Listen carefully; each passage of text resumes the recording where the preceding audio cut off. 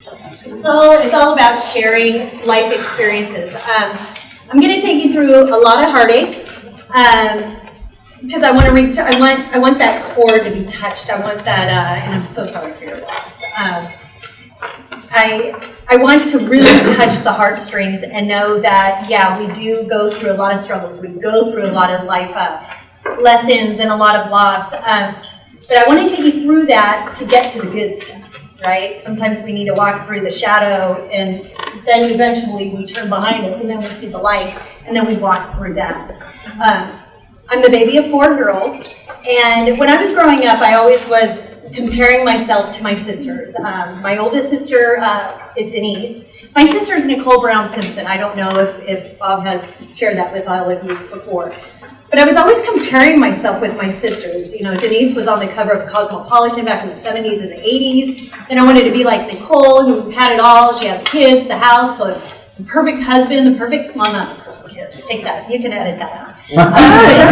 The great kids. And then there was my sister, Dominique, who had like the rock star body, and she didn't lift a weight in her entire life. And on top of that, she was valedictorian. So here I am, this little girl just trying to find her way in this world. And we go through junior high and high school, and I was always Nicole's sister. I was always Denise's sister or Dominique's sister. I was never Tanya. I was always, oh, you're a Brown. So there was a battle of that self-identity, like, wait a second, I'm my own person. But I didn't realize the things that I was telling myself, like, we're just wasting a lot of time, a lot of energy in wanting to be like everybody else, including my friends. Like, why can't I have that? Why can't I have that personality? Why can't I gain my weight in my butt instead of my gut? Why can't I have straight hair? You know, instead of just like, wow, you know what? You're Tanya. Just love on yourself. You know, just love yourself. But as a kid, we're not really taught that. We have more of those programs now for kids. But when I was growing up, it was just kind of, you are who you are kind of thing, you know? But I was never really taught how to really just love and embrace who I am. I'm sure my parents were always like, God, you're great. You've got, you know, my parents always lifted us up. I mean, I was sharing in the back that I am just so blessed to have the parents that I have. But parents back then, World War II parents, pick yourself up by the bootstraps when things get tough, you know, carry on, paint the house, get a job at Starbucks, whatever it is, plow through it. But I didn't really have that ability to really go, wow, you know what, Tanya? Sure, you're quirky. Sure, you put a lot of pressure on yourself, always having to be happy and always having to be that happy, strong person, always having to be that person that people wanted to be around.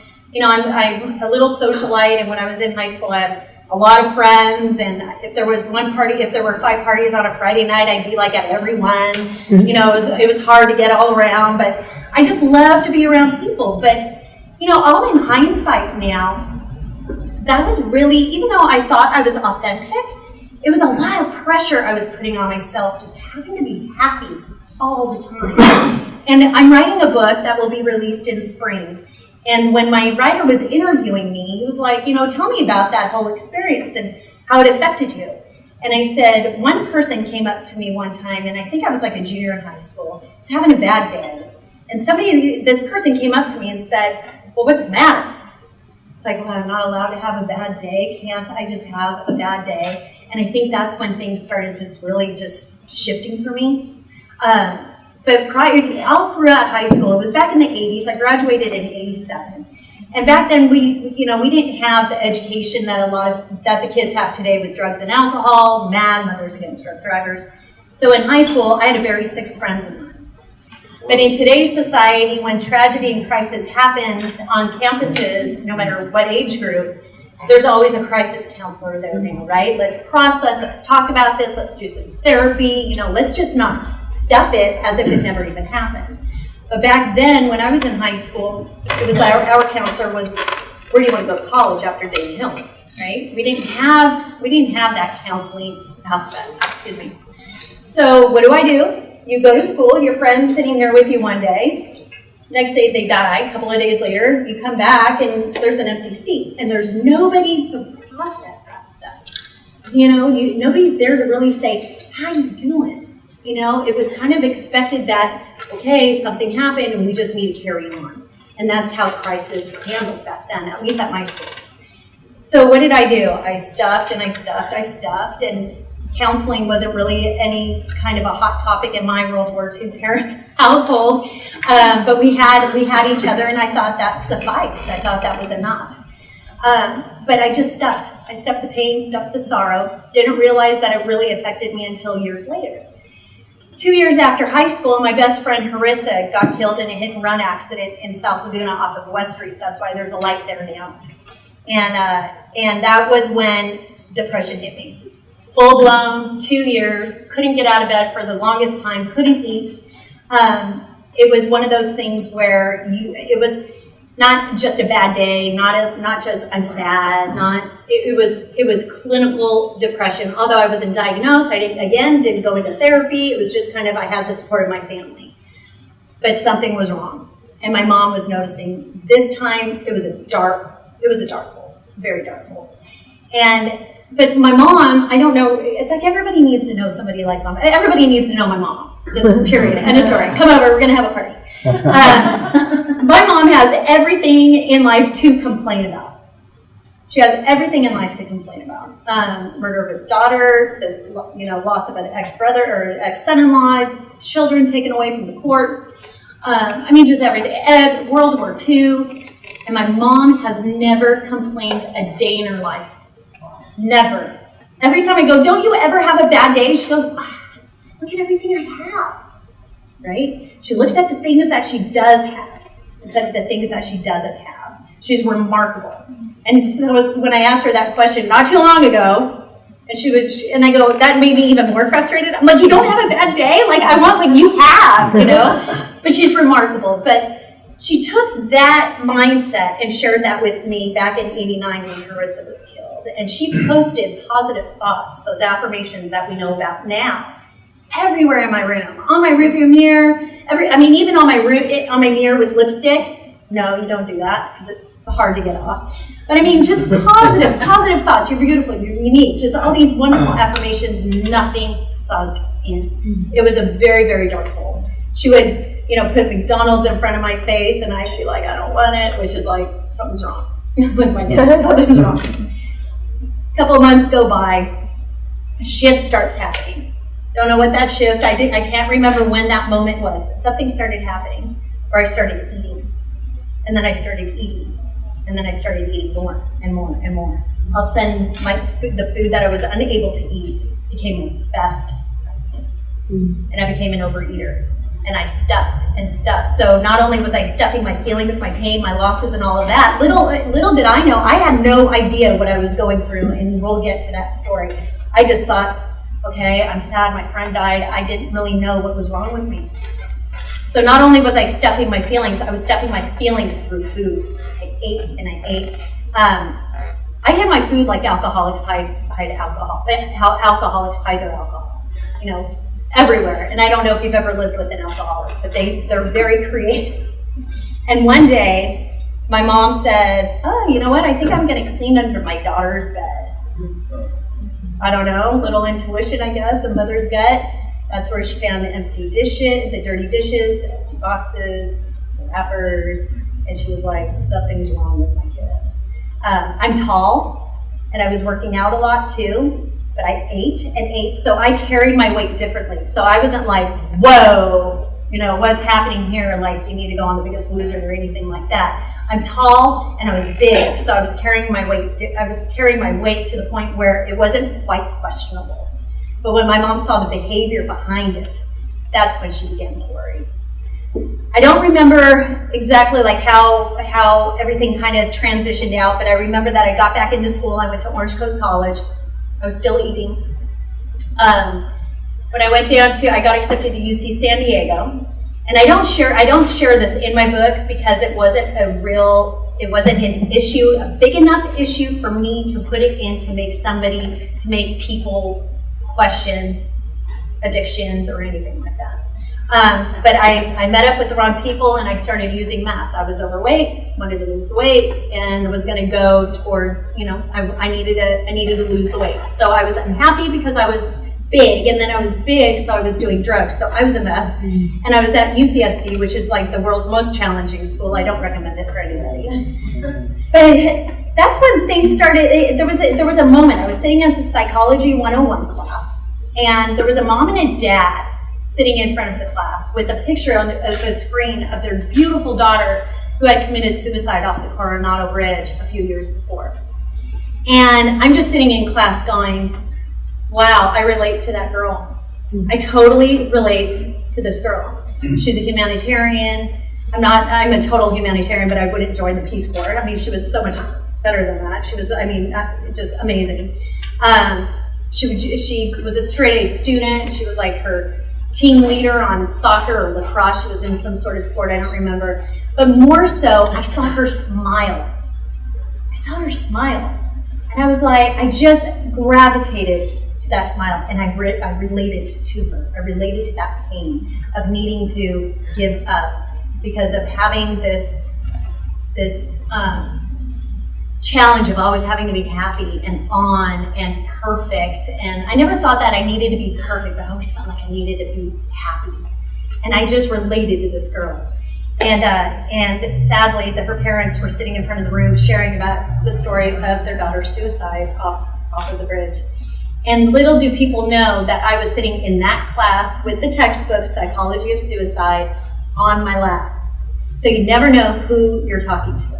You never know who's in your audience, who's going to get what you're sharing. Because that mom and dad, and believe me, for my book, I wanted to track down the teacher to track down those parents so I could include that girl in my book, but we were unable to do it. But I remember that experience.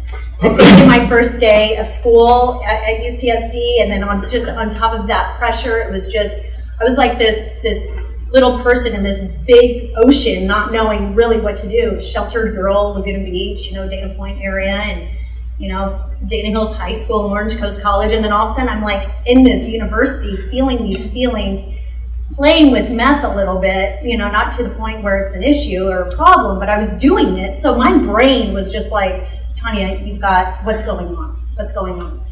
So it was Christmas Eve, 1993, and I get a phone call. And it's about 12:30 in the afternoon.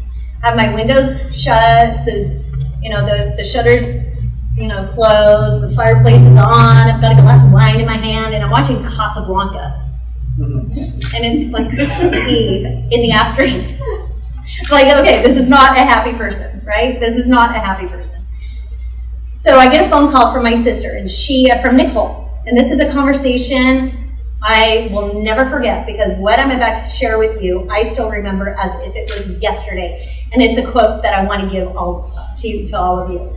And it says, delete the need to understand.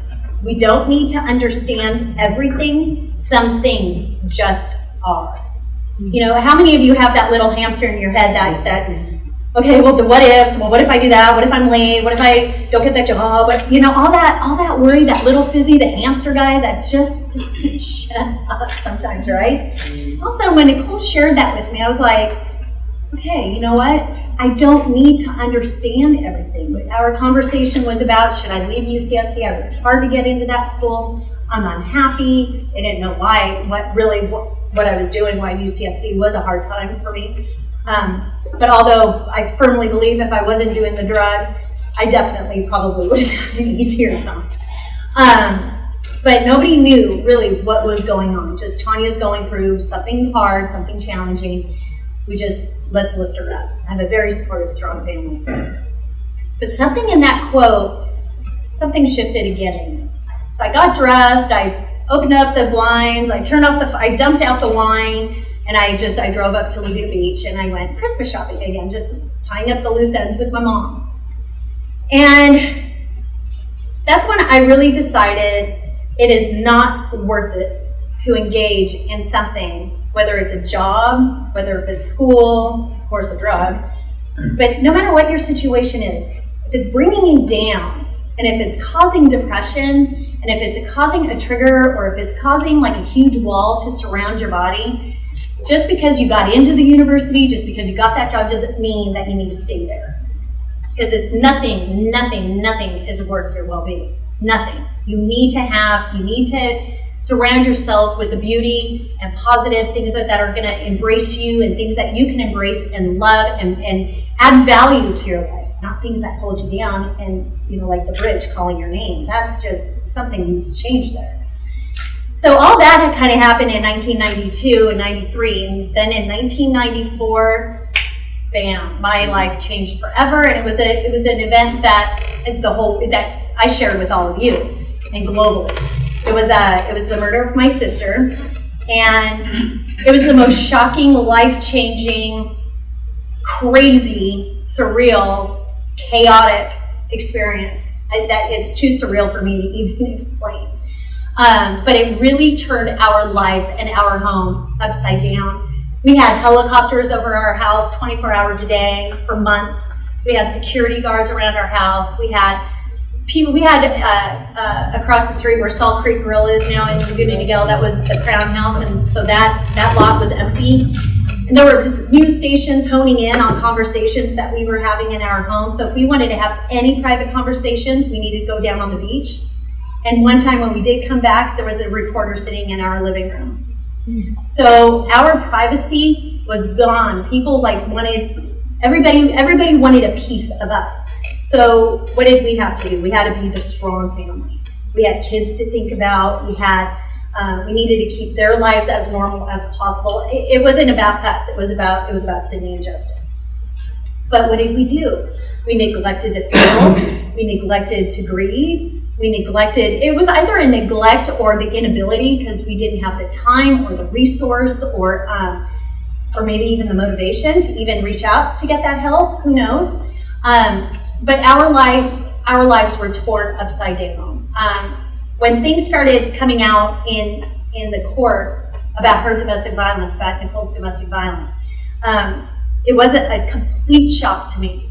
My oldest sister knew about it because she had testified that she tried to take her out, I think 2 or 3 times, but she kept going back. That's a whole nother subject on domestic violence, the whole dynamic of that. But here I am sitting in court and I'm listening to this story of how my sister, off camera, you guys, my sister was treated like a circus animal. And people, it was crazy. It was really sad looking back on all of it.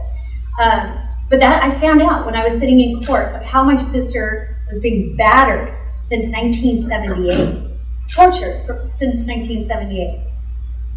So how do you process that? How do you try to keep on that happy face for the kids, for the family, for the public, for the media, for everything? It's like, it was just we lost ourselves.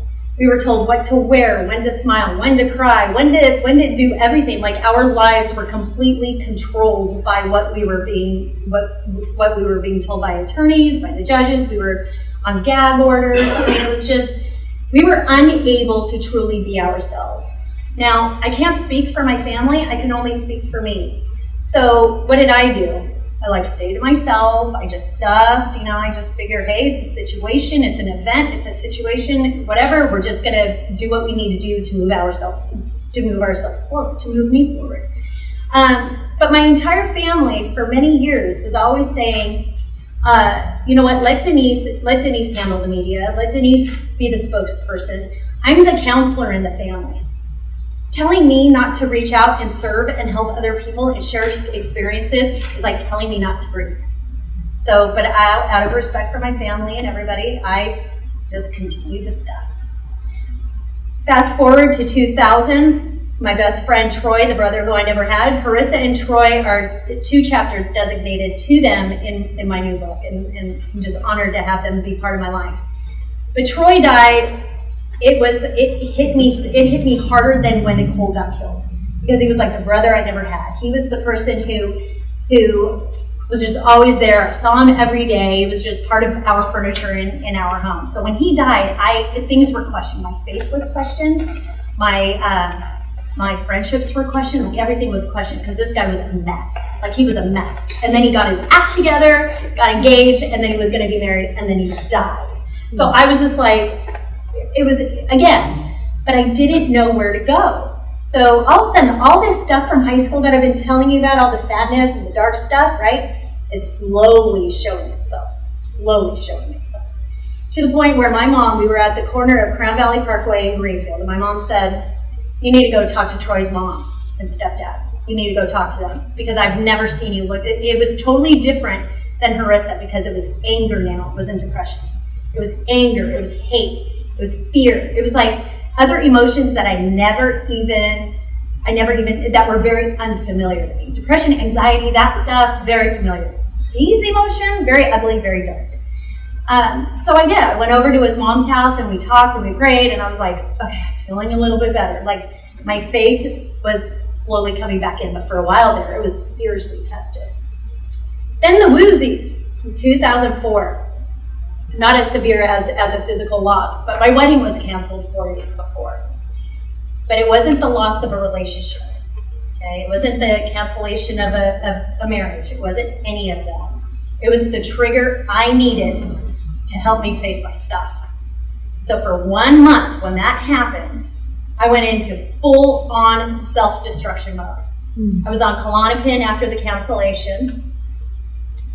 Like a weekend, I was like, oh my God, I need something, because I didn't have coping skills. I was like, pills and wine, that's all I need to stay above water right now. So for 1 month, I drank wine, I popped my Klonopin, not as prescribed. I was horribly angry. The anger was seeping out. It was very, very ugly. We had a fundraiser at the Playboy Mansion, and in front of 900 people, I was introducing the guest speaker, and I was embarrassing myself. People actually got up and left. I mean, it was awful. It was awful. But my mom and dad were like, okay, something's going on. Like she needs this space. She needs this time. But everybody thought I was flipping out because of a loss of a relationship. But this wasn't the case. On October 9th, something happened. We had a family friend of ours over. He would drive you crazy if you were sober or high or not. He super dynamic, super hyper vigilant. Just I need to disengage from people like that in order to keep my sanity. He just sucks it from you. But he said something, don't even know what it was. It could have said like, oh, the sky's gray, whatever. I don't even remember what it was. I snapped. I was one of those people on Law and Order or CSI, one of those that commits a crime and doesn't remember any of it. It was crazy. In fact, the first chapter of my book is, and the Oscar goes to. Because my sister said that was an award-winning moment. What ended up happening, I got up, I lashed out at my mom and my dad, I blamed them for Nicole's murder, I lashed out at my older sister, called her horrific names, and we lived together underneath the same roof, didn't talk for an entire year. I called her son horrible names that I don't even want to mention. And I stood in the middle of the living room, and I said, get me the hell out of here before I hurt myself or someone around me. Like, thank God blessed me with that gene to where I was cognizant enough to go, something's not right. Like, get me out of here. So what ended up happening, I left and I screamed. I said, it was hot. It was really a hot, heated moment. I said, get me the hell out of here. I need to get out of here before I hurt myself, someone around me. Next thing I know, I'm going to my room and I poured a bottle of Klonopin in one hand, I had wine in the other, and I was done. I was so tired. I was like, really, just one more loss, another struggle? I was tired. Tired of having to put on the show, tired of always having to be happy, tired of being told what not to do, being tired of not sharing my feelings, tired of things never really working, like all these tired things that were really making me tired. And right there, in that definitive moment, my sister Dominique walked in and said, what the hell are you doing? I scooped up the pills. And I said, get me out of here. I said, now. I said, because I need to get into a safe place. This house right now is not a safe place for me. I knew I needed to get out. So she took me up to my girlfriend's parents' house, and the next day she calls me up and she goes, are you ready? And I said, I'm ready. Where are we going? And she goes, South Coast has a bed for you. And I go, all right, let's go. She goes, all you need to do is shower, put on your blue pajama, and that's all you need. And I was there for 10 days, and it was the most horrific, scary, chaotic, entertaining, peaceful environment I think I've ever been in. Depending on what hour it was. It was, I knew, and this is my message for all of you and for everybody in your life that don't ever be a victim of your circumstance. Don't ever be a victim. I was not a victim of my circumstance. I wasn't even a patient, even though I had like socks and no strings on me because they were afraid I'd hurt myself. You know, I was never a victim and I was never a patient. I went in crazy with the wherewithal saying, I'm walking out a different person. Because who came in is not right. Codependent, violent, angry, depressed. When I was not going to walk out that same person.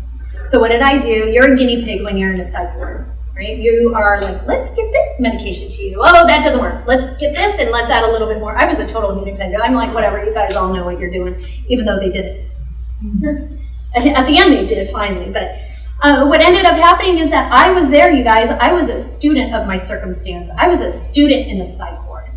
I was not laughing at the person who was talking in the corner by themselves. I was not laughing at the person who was the cutter, who was 16, who was abused by her dad 24 hours a day for 16 years. I was not laughing at the Gatlin kind of because she was cute, but she thought she was Princess Di, and then she was like married to the guy, to Portia. But then there was this kid who battled with schizophrenia. So I embraced this situation. I embraced their challenges, and it made me feel a little bit easier because I realized, wow, you know what? What I went through is temporary. I can get the tools, but these people, these kids have to live with this for their entire life. And it's a battle all the time for them. But I took my passion, my motivation, and I was hoping that it would go on to my fellow friends. And my fellow friends in the psych ward that was my family. You know, so many people feel like they don't have a family to lean on when times get tough, right? But we do. We have to create it. A family doesn't need to be a blood relative. A family member can be somebody at a church, here, school, wherever it is. It can be a grandma, whatever. It doesn't need to be a blood relative. Whatever family means to you, then you got to go find it. We need to create our own family. And that's what I did with the people in the psych ward. They were my family. My own family didn't even get me. Because still, they thought that I was grieving over a relationship, and that wasn't the case. I said, Mom, she goes, these classes are ruining you. And I'm like, they're not ruining me. I'm just learning how to learn again. You know, I'm learning how to live. I'm learning how to live in this. And I didn't know how to live in this. That's why I love programs like this. Because you learn how to live from the inside out instead of the outside in. And that's what I did when I was in the inpatient. I went to every single class. It was structured. It was Monday through Friday. You had your breaks, and we're going to go through some things here at the end, some tools that I've learned that I've taken with me from that experience. But I remember sitting on the edge of the bed, looking at this amazing view, right? Beautiful view, La Jolla, Palos Verdes, and I just sat there and I was like, God, help me see the beauty in this because I am not seeing it. Like I was so dark and angry and feeling lost, and I'm in a psych ward, right? Just for me thinking to ask to help me see something pretty is huge in a psych ward, right? But I remember one day, it was like the fourth day in, and I just sat there and I asked with intention and I was adamant, and I said, God, help me see the beauty in all of this because I'm not seeing it. And I kept saying it, and I kept saying it, and I kept asking. And sure enough, things just opened. You got to get mad enough, and you got to get angry enough, and you've got to get down enough, like a rock bottom, for you to really start asking for help. And whoever you ask for, there's got to be something bigger than yourself, people. You've got to believe in something bigger than yourself. Because it's not just this. We can't get through things alone. We need something bigger to help us understand what we're all in. And immediately I saw a butterfly, I saw the leaves blow, I saw the dog down below, and then I saw the beauty of the ocean and of the Pacific Coast sitting in front of me. And when that happened, my channels opened. I received all the messages that I was getting in the classroom. I was a student, but I was even listening more with intent. I was going to walk out teaching this stuff. Like I was just taking it in. Then after the 10 days, it was strongly advised that I go into the outpatient program. In the outpatient program, Monday through Friday, I was there for 2.5 months, 8 to 3. I did the work. And it was freaking, excuse my language, exhausting. But my message to all of you, another one, is you've got to walk through that hurt. You got to walk through your pain. You've got to walk through your struggles. You've got to walk through it. You've got to touch it. You've got to become friends with it. You've got to love it. Because if you walk around it, above it, under it, it's going to always be in here. And you know what? You're going to be an ugly person. Because this thing inside of you is going to fester, and it's going to grow, and it's going to cause cancer, and you're not going to live a fully abundant life filled with possibilities. All that stuff I held in me. For years, I held that stuff in me, and it popped because Erwin was sitting next to me. You never know when that trigger is going to happen. So please walk through that pain, walk through that hurt, stress, anxiety. Touch it, feel it, get help, talk about it out loud. Do not ignore it because it will bite you in the butt. Nobody is immune to a psych ward. Nobody is immune to addictions. Nobody is immune to committing a violent act. When we hold on to this stuff, we never know when our volcano is going to explode. So we have to be real mindful of everything that we're going through and really just love it and accept it. And then we'll go through here because I'm starting to already give you some of the tools. But what I've been doing now, it's taken me since 2004 to really say, okay, I'm hearing about suicides, I'm hearing about addictions. I do a lot of talks and rehabs. And I'm like, a day doesn't go by that I don't hear about a suicide or an overdose, which is a suicide. A day doesn't go by. In April, my high school girlfriend goes into her daughter's closet and sees her hanging. 2 weeks ago, a woman that I've known for many years posted on Facebook that her son battled with a heroin addiction for 15 years and died. So people now very close to me, it's affecting me. So I'm like, I need to get out there and share my story of facing your problems, no matter how big, no matter how small, no matter how scared you are that somebody may judge you. No matter how scared you are that somebody may laugh at you. Because you know what? Rather have somebody laugh at you than be dead. There's a 5-letter word that will kill you, and that's pride. P-R-I-D-E. P-R-I-D-E. Okay.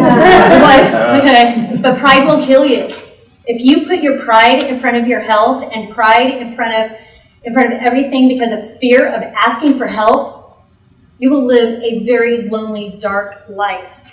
So step outside of that pride. If you're noticing something like this happening with your friend or colleague, speak up and start the conversation because this is very, very real. People hurt themselves, and it's very real. I'm a fortunate one. I'm a lucky one, and I think I'm blessed that I can be that messenger now for people to really just, hey, we all have our dark spots. We all have our sad moments. We all have our losses. But it's what we do, like what Bob was saying. It's what we do with that now. I easily could have sat and be quiet and not shared my story of depression. Easily. Excuse me. I was diagnosed with general anxiety disorder as well as major depressive disorder. I'm still on medication. I share it. I don't care. I'm still on medication to manage my mood. But I'm not on antidepressants anymore because I have tools. And I have therapy. And if I ever do need them, I'm an advocate for it because some people do need medication. You know, I'm an advocate for it. But if you're going to take it, you got to take it as prescribed, not like Helen, because then you'll end up where I ended up, and that's not a fun place. But when I was in the inpatient and outpatient program, when I was writing this book, William, my writer, was saying, what were the things that you practiced while inside and outside that you still use today, maybe not every day, but you know that that maybe other people who will be reading this book can go, wow, you know what, I'm going to try that.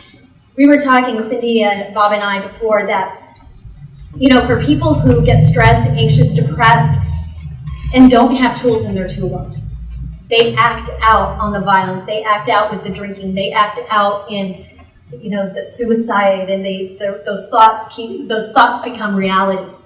But if you have tools in your toolbox, it's a skill, and skills need to be learned, and they need to be practiced consistently for it to become part of your life.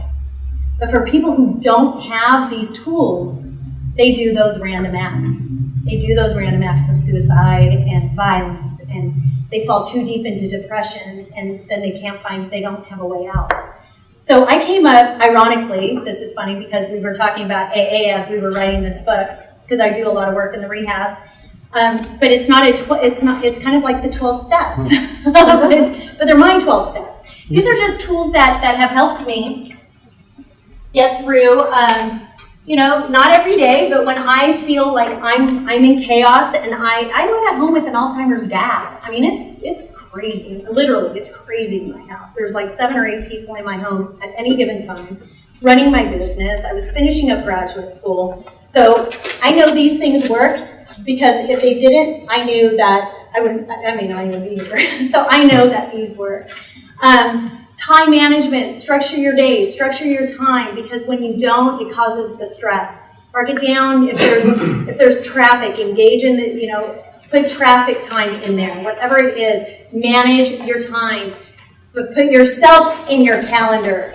Put yourself in your schedule.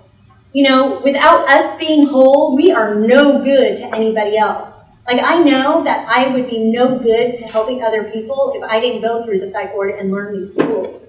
So please put yourself first in the beginning of every day and at the end of every night, at the end of every day. Put yourself first.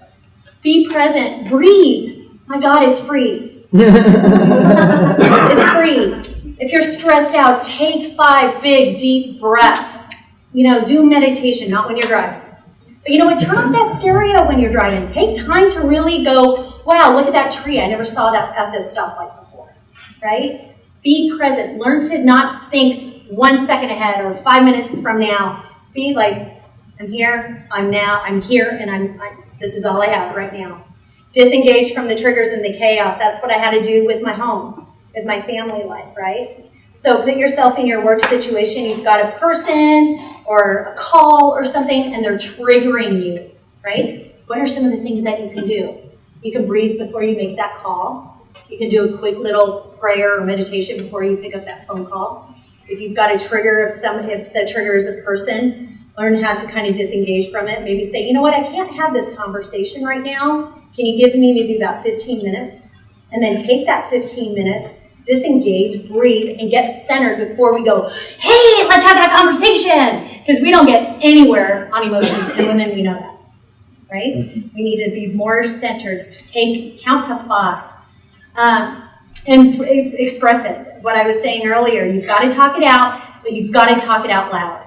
If I did not have the staff at South Coast Medical, which is now Mission Laguna, I don't know where I'd be right now. I talked it out every single day for hours. You know what, you guys? I did my practicum for graduate school. I worked at a place where therapy started at $35. Laguna Niguel, Placentia, Fullerton. No excuses. If you or somebody needs therapy and you can't afford it, call me. There's always help. You just need to ask for it. You need to ask for it. Because talking about it out loud, otherwise it still festers in here. Give gratitude every single day. You know, like my mom. Mom, don't you ever have a bad day? No, why? Look at everything I have. My mom gives gratitude for everything in her life. Let her life be your example. Go to bed at night and write down 5 things that you're grateful for that day. Was it a smile? Was it a child's laugh? Was it that dessert that was just to die for? Whatever it is, what are you grateful for? You're about to have a baby. Write some things out for your baby, you know? Give gratitude. It's time to start thinking about the things that are good instead of the stuff that's not. Praise yourself. Life is hard, and we're so hard on ourselves. We don't need that added stuff on our shoulder. Praise yourself for the little stuff that you got done, that you do well. We don't acknowledge ourselves for that. We really don't. I praised myself to get out of bed for 1 week. That was my big goal. And when I did it, I was like, oh, I just love you, Tanya. You know, because you need to start the things that are hard for you, and that you can actually, maybe you don't get a 10 or a 9 on it. Maybe you got a 4. That's okay. Love yourself for it. Love yourself for trying. Praise yourself. And identify and manage your thoughts. Don't that little fizzy hamster guy in your head drive you crazy. There's something in therapy called the rubber band method. And we use it a lot in the Overeater Anonymous and also with anorexia and bulimia, also with drug addictions, is that anytime that a craving happens, a thought happens, you take that rubber band and you snap it. And believe me, you do that a couple of times, you're going to start changing your thoughts. Anytime, because our words, whether we say them out loud or we say them to ourselves under our breath, they impact every energy cell in our body. Choose your words very wisely. The I can't should turn into I can. I love the word, I love the statement, I choose. I'm choosing to do this. I choose not to do this. Because you're owning it. Whatever that is for you, you're owning it. You're loving that. You're saying, I'm loving myself enough not to do that, right? So choose your words very, very, catch yourself. You know what? Anytime that you say, think, hear something negative, it's going to affect you. So stop it, right? You got to YouTube Bob Newhart. Have you seen it? Yeah. Oh my God. Stop it. It's so easy. You just got to really catch yourself. And nurture yourself, guys. I do a crisis intervention training at the Orange County Sheriff's, or I used to until towards the tail end of my graduate school. When I had a 6'5" cop, all geared up, come up to me and say, hey, listen, I take a bubble bath and my candles. And I was like, awesome, you know? So I was like, it doesn't matter. Take that bath, light the candle, put on soft music. Just don't fall asleep in the bathtub with the candle on. But, you know, nurture yourself. If you want to take nature hikes, just don't take a hike. Look at the things around you. Take the beauty in, things that nurture your soul. Exercise and nutrition. Can I have another cream roll light, please? Everything in moderation. Everything. Stay off those energy drinks. Limit your sugar. Limit caffeine. All of that stuff. It makes you agitated. It makes you on edge. You know, drink tons of water, tons and tons of water, because your brain is water. It's 76% water. And your brain needs hydration. And sometimes when you're hungry, when you think you're hungry, you're actually thirsty. So try that next time. Drink tons of water. Set goals. You know, sure, to have all these long-term goals, these huge, outrageous goals, they're great, but sometimes they're overwhelming. You know, so it's breaking them down into small bits and pieces. You know, maybe it's to clean out the garage. Something small, right? Something just to help do one thing every day to get yourself a little bit closer. And accept and surrender. It's like that serenity prayer, right? Or it's like, I don't know by heart, but God, grant me the serenity to change the things I cannot change, the courage to change the things I can, and the wisdom to know the difference. I got on my knees on a Sunday at church, and I said, God, please forgive the person who did this to my sister so I can move on. So if you're holding on to resentments from no matter who it is or what it is, anger, resentment, fear, hate, whatever it is, pray to have that lifted from you. Because it is not worth holding on to that, because that is a ball and chain that is going to hold you down for the rest of your life. So again, it's not our situations that per se, because we all go through it. It's how we rise above it. And face your hurts, face your struggles, because when you do, you can serve people so much better. And you can serve people authentically. So I appreciate this opportunity, and everybody listening, and share these tools with your friends and your family, and yeah. So does anybody have any questions? Any comments? Thank you for sharing. You're welcome. Thank you. You're welcome.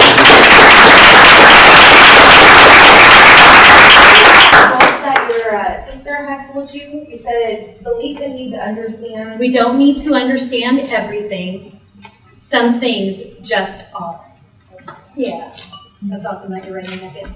When you were getting better and you felt your life changing, what did you do different when you came out and the tools that you learned? Did you see yourself become a different person? Did you act?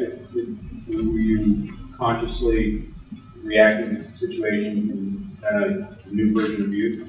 It took a lot of time, because when you're in the psych ward in an outpatient, and then at the end of the day you go home, you don't have those people to lean on. So I really relied on, okay, my sister's triggering me right now. Excuse me, my sister's triggering me. It always was my sister. It's always been. But she's triggering me right now. What can I do? I was still in emotional basket case for a while.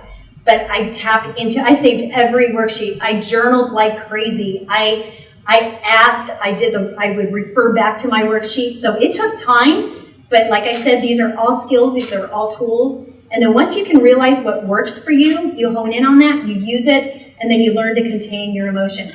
And that was the one thing, like my psychiatrist in the hospital, he said, okay, so when you go home, it's okay to be emotional. Let's just learn how to contain it.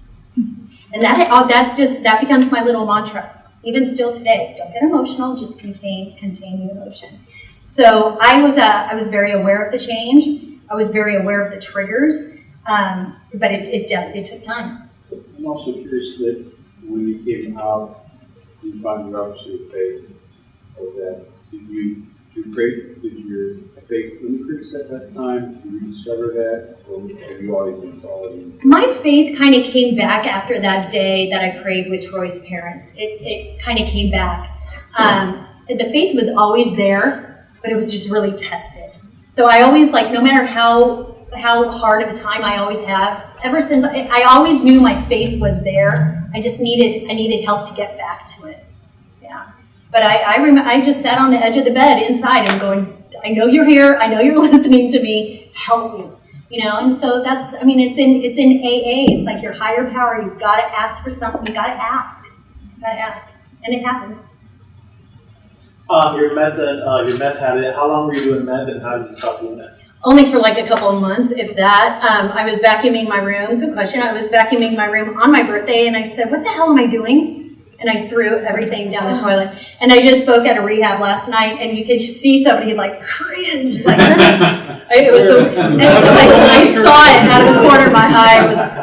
But yeah, I was vacuuming my room in Carmel Valley in San Diego, and I just went, I'm done. Yeah. So thank God food was my addiction. It still is. I have to be very careful of not what I eat, but it's how I eat. My sister used to have to eat like this, keep Tanya away. This is my food. Yeah. Yeah, so it's... You said it was part of your process to forgive OJ for the death of your sister. Have you ever, as part of that process, had to confront him personally? And if you had that opportunity, you say what? Oh, we've interacted many times.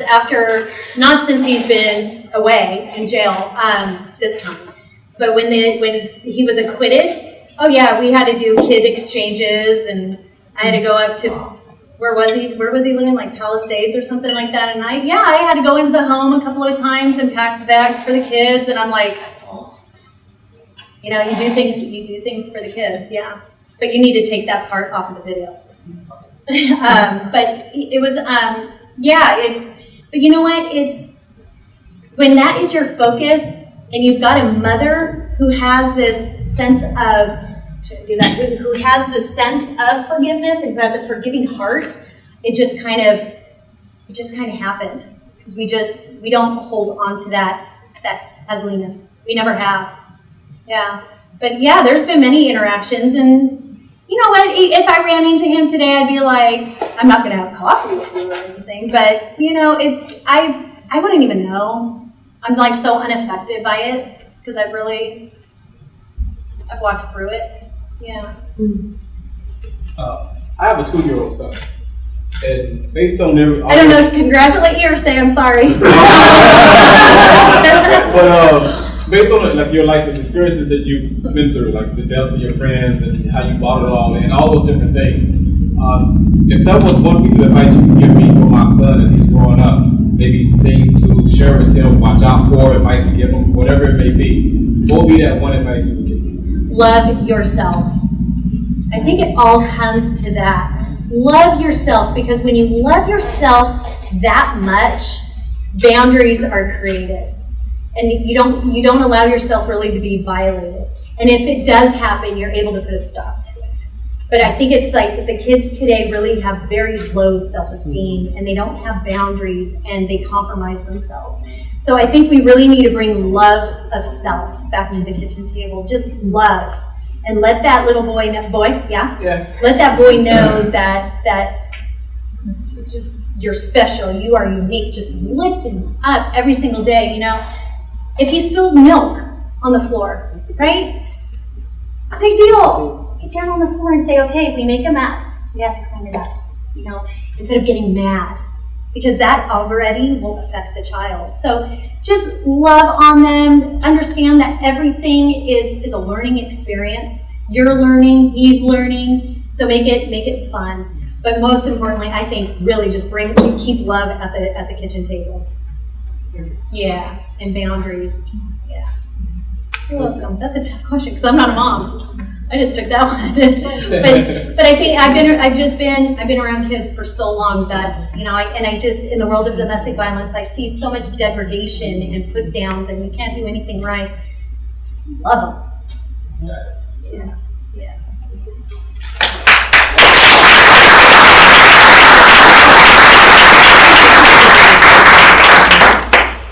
So Tanya's going to hang around, and you guys can get a chance to talk to her and find out about some of the things she's doing. She's got a book coming out spring. Mm-hmm. She has a couple of events coming up. What are some of the things that they can plug into? Yeah, well, everything's going to be up on my website. If you go to tanyabrown.net/events, it's under events. I have a workshop on finding peace amid the chaos, which we'll go into these tools much deeper. It's a 90-minute deal, and it's on October 10th, and then I'm doing another one in November. And then I'm doing one on abuse, because domestic violence is, the awareness month is in October. And that one, I'm doing another one at Awakenings Bookstore in Laguna Hills. Are you familiar with that? Mm-hmm. Yeah. So I'm doing the one in October and November at Awakenings. I'm doing the domestic violence one October 27th. I can, if you're interested in it, I have a sign-in sheet, and you can put your name, email, and what you're interested in. But the sneaky 7 characters of abuse, because people only think that domestic violence is physical. So I defined the 7 characters, like the 7 dwarfs. So it helps organize things. Yeah. Great. And then you have some books I as do. right now. These are just the anthology books. I have some more in my cards, $10. I'm in there with like 16 other authors. Deepak Chopra, Dennis Waitley, Jack Hanfield, and many others. Great story. And but I want to make room for my big one that's coming out in spring for my sister's 20th anniversary. So I'm excited about that. And that's called Finding Peace Amid the Chaos: My Escape from Depression and Suicide. So pretty much taps into everything I've shared with you, except on a much deeper level. Awesome. Thank you.